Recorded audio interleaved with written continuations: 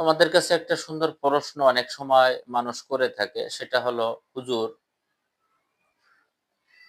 ফজরের সময় জামাত শুরু হয়ে গেছে, সুন্নত পড়তে পারি নেই, এমত অবস্থায় কি করতে পারি? সবচেয়ে উত্তম হলো আপনি ওই মুহূর্তে যদি বোঝেন যে কেবলমাত্র সূরা ফাতিহা পড়তেছে, এমত অবস্থায় আগে আপনি ২ রাকাত সুন্নত পড়ে নেবেন, এরপরে আপনি জামাতে অ্যাটেন্ড হবেন।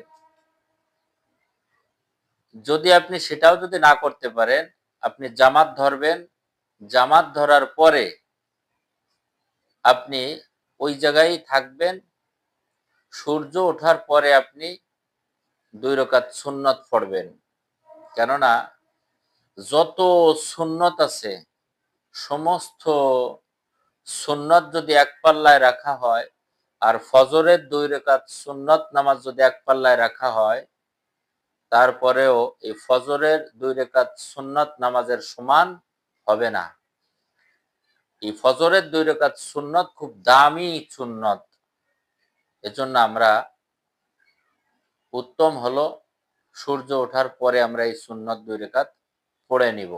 যদি কারো তাড়াহুড়ো থাকে তাহলে সে আগে পড়তে পারবে, সূর্য ওঠার আগে সমস্যা নাই।